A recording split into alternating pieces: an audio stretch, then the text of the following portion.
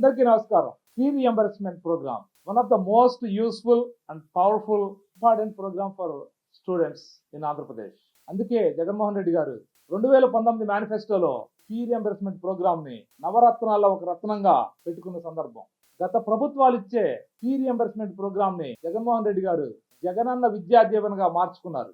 TDP ప్రభుత్వ హయాంలో ప్రతి సంవత్సరము 16 లక్షల మంది విద్యార్థులకి ఫీ రియంబర్స్మెంట్ చేస్తే వైసీపీ ప్రభుత్వం ప్రతి సంవత్సరం 9 లక్షల మంది విద్యార్థులకి ఫీ రియంబర్స్మెంట్ ని ఇచ్చింది. అదే కాకుండా ఫీ రియంబర్స్మెంట్ కూడా ఇంతకుముందు 1-2 విడతలుగా ఉంటే ఈసారి మల్టిపుల్ విడతలుగా 4 విడతలుగా చేసిన సందర్భం.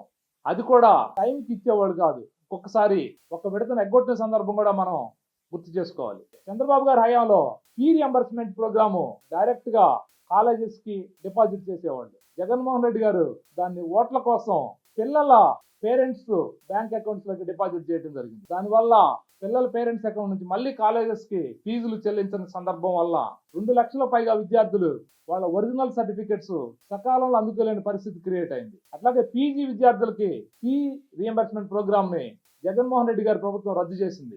దాని ద్వారాగా బీసీ, ఎస్సీ, ఎస్టీ విద్యార్థులు ఎంతో నష్టపోయారు. వాళ్ళకి పీజీ చేస్తానికి అవకాశం లేకుండా పోయింది. దాని కారణంగా బీసీ, ఎస్సీ, ఎస్టీ, మైనారిటీస్ విద్యార్థులకి పోస్ట్ గ్రాడ్యుయేషన్ చేసే అవకాశం లేకుండా పోయింది.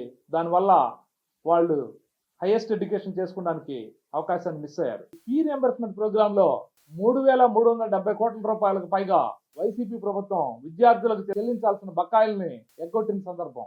అలాగే 2021లో 11 లక్షల మందికి ఫీ రియంబర్స్మెంట్ ఇస్తే 2022లో 11 లక్షల మందికి ఇస్తే 2023 వచ్చేసరికి 3 లక్షల మందికి పైగా తగ్గించి కేవలం 8 లక్షల మందికి మాత్రమే ఫీ రియంబర్స్మెంట్ ప్రోగ్రామ్ ని ఇవ్వడం జరిగింది. దాని ద్వారాగా 120 కోట్ల రూపాయలు విద్యార్థులకు చెల్లించాల్సిన ఫీ రియంబర్స్మెంట్ ని జగన్మోహన్ రెడ్డి గారి ప్రభుత్వం ఎగ్గొట్టింది వాళ్ళకి. దీని ద్వారాగా ఎంతో మంది విద్యార్థులు మనోవేదనతో విద్య చేసుకునే అవకాశం, వాళ్ళు కాలేజెస్ కానీ చేస్తానికి కానీ చేసుకునే అవకాశం మిస్ అయిన సందర్భం. అంతేకాకుండా చాలా మంది విద్యార్థులు కూడా ఆత్మహత్యలు చేసుకున్న సందర్భాన్ని మనం గుర్తించుకోవాలి. ఎన్డీఏ ప్రభుత్వం కనుక వస్తే మీ బంగారు భవిష్యత్తుకు బాటలు వేస్తూ ఫీ రియంబర్స్మెంట్ ప్రోగ్రామ్ ని సక్సెస్ఫుల్ గా మంచిగా చేస్తుందని చెప్పనని, ఈ అవకాశాన్ని మీరు వినియోగించుకోవాలని చెప్పనని మీ అందరిని కూడా విజ్ఞప్తి చేస్తున్నాను. Thank you.